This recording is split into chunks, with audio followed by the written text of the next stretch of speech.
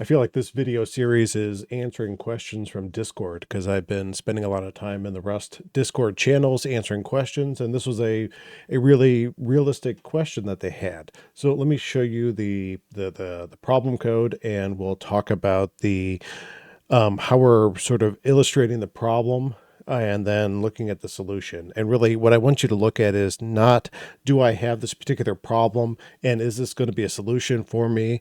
But how does analyzing this problem, how does analyzing um, the situation lead me to a better understanding of how asynchronous tasks are working in Rust? So this was the overall framework of this person's function. They're using asynchronous, and his issue is that if this asynchronous task completes, does its function, this task must run as well. And also this task must run as well. So if he hits this point in the program, in the execution, then the whole thing needs to run to completion. This is really what you'd call a transaction in a database, where if it got canceled at this point in the task, or really, like after here, um, if if the asynchronous task was canceled, then it would leave his system in an inconsistent state that it was unacceptable. And so the reason behind this is that tasks in Rust are really syntactic sugar for a big state machine that manages the things that are being waited on in a synchronous way that makes it feel like they're all concurrent. So it is very possible to cancel a task in the middle of a run. It's not going to complete. Now, we could talk about like, oh, well, what if the process died, or what if something else happened? We weren't really concerned about that. It was really more that during these three operations that were very critical, that they all happened, or none of them happened.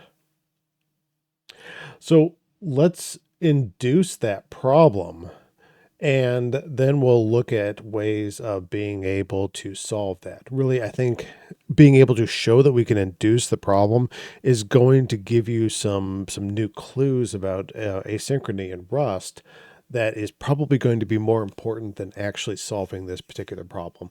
So let's induce the problem. So before we break it, actually, let's make it actually work the way we expect it to work. So we have a Tokio test. This is an asynchronous function, and we are calling transaction important operations. That's the name of the function up above, and we're awaiting on it. And if you remember, it's going to wait about 3 seconds for this to complete, and it's going to return the op count. Let's just bounce back up to that function so you can see it again. So here's the function. It's going to sleep here, add 1 to the op count, sleep here, add 1, sleep here, and return the final op count. Should be 3. So our test does pass. And we can see this here in our CI testing that's running down below. So how do we do this? How do we cancel this task in the middle of this execution? And how do we know that we canceled it without just how do we know that we canceled it? So to do this, we need to add a little bit of instrumentation. So the first thing I'm going to introduce is this drop guard. So this is a structure that is going to hold this on drop function. And the idea behind this is we can create this drop guard on our stack. And whenever this function is dropped, meaning that we've fallen out of scope, then this function, this sort of callback function, is going to be called, and that is going to do whatever check we want to do to ensure that when we exited, the system was in the state that we really wanted it to be in. So our guard code, or really the check that we want to look at, is going to look like this. So we have this guard, and we're keeping track of our own copy of the op count, or our own reference copy of that. And when this drops, we're going to look at our current count. And if it's not equal to 3, that means that something happened. Something happened before the end of this function to cause count not to be 3, and we will panic and we'll say, hey, this is a bad thing. It dropped before completion, and here's what the current count is. So this is a way to show that if we were to break early, it's going to panic the system and let us know. And we're obviously, you wouldn't want to normally do a panic. We are inducing failure here in order to demonstrate the testing. So to induce this failure, we have to run two things at the same time, concurrently in the same runtime, and have one of them complete early. And when that completes early, the other one's going to be canceled. And this is the way to do that. This is really a way to do it. There are many ways to do this. So we're going to have this 1 second timer. And this 1 second timer is going to be a Tokio sleep that's going to sleep for 1.25 seconds. And we know that this is going to complete before the 3 second timeout on the other one. Obviously, we're dealing with a little bit of race conditions here because we're now working on the system time of the processor. But for this illustration, this will work out for us to show that we are able to do the wrong thing in order to figure out how to do the right thing. So Tokio Select will run both of these simultaneously, and it will wait until one of these does complete. And actually, this pattern here is something I want to revisit because there's some really, really great stuff that you can do with this to manage things like cancellation buttons and stuff like that. So this 1 second timer will complete before the transaction important operations is going to complete. And if we were to look at the documentation for Select, it says that when the first branch completes, the other branches are going to be canceled. So this is doing exactly what we want. Normally this error or this documentation is telling you, make sure that you're not going to cause any problems. We're actually using this to cause problems. So when this 1 second timer completes, this is going to be canceled. And we put in this should panic. I rarely say I want this to panic, but in this case I actually do, because we are inducing the failure. Sorry, that's not the button I wanted to push. We are trying to induce the failure and to induce a panic at the same time. So that's how we're going to catch it. We can actually see if I comment this out and we run our tests in our output terminal, we do get this. It says thread panic when incomplete. The transaction dropped before completion, and it was 1.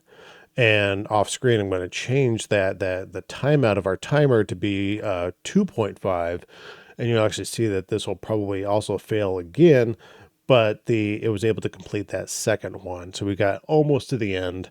And if I were to change the timer to timeout at 3.5, that means that our important transaction is going to complete first, and we do get everything to pass. So our tests here that it panics properly because of that guard. So we are able to induce the failure that we are trying to protect against.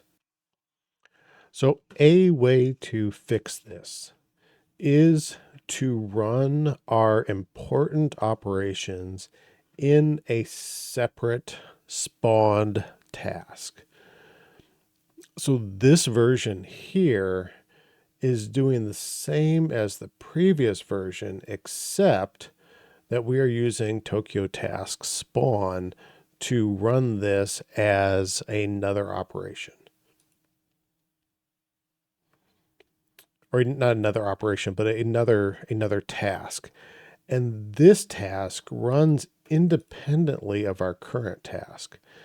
But what's really kind of interesting is this join handle implements a future, and it implements a future of the return value of what is coming in here.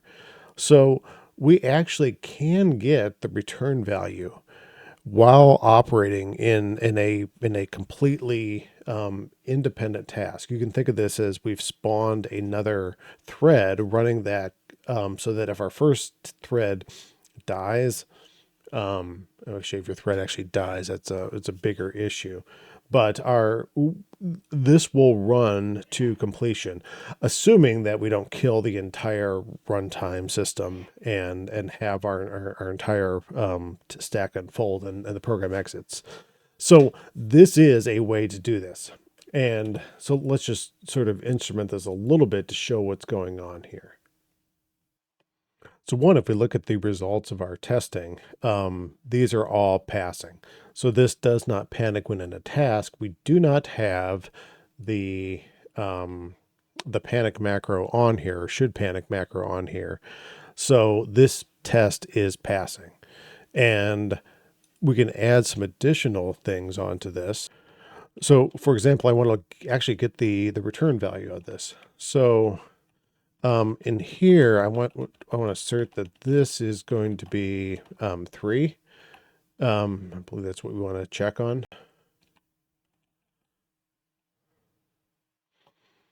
So if we set that there, and actually let's let if we change our 1 second timer to be 3.5, we know that this one's going to complete first. And just to sort of be able to illustrate this, if I set this to 4, this one should fail. We're doing the test-driven development. So we know that our assertion is taking place here, meaning that even if we're running this in its own task, we can still get the return value of this. Again, another important thing, because we rarely want to run functions as procedures. We want to run them as functions and get meaningful value out of that. So this is a great way to do that, showing that we are getting that out of there. If we do break early, again, just to kind of show that this is hitting here, we can run assert bang false, or let's just panic.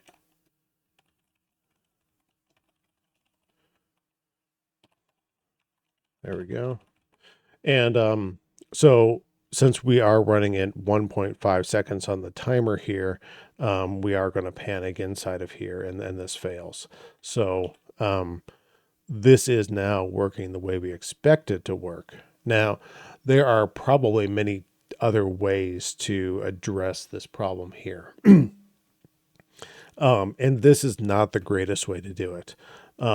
If you have something that is going to leave it in an inconsistent state, and you know that it could be canceled, and there's other things that could fail in your system, obviously that's a critical bottleneck point, but honestly, most systems have that. So hopefully this has been useful to you in some way. If not to have this particular problem, but to be able to look at the Tokio select macro, I do want to revisit this, because this is a really great thing to do. And I'm doing this in an embedded application to be able to wait for multiple things and run them pseudo simultaneously. And it's a very ergonomic way to write software, especially in that embedded platform. So look for that. Other than that, I'm going to wrap this up. These always get long, but I think let's go. I think it's important. I hope that you're learning something from this, and let me know if you have questions. Thanks.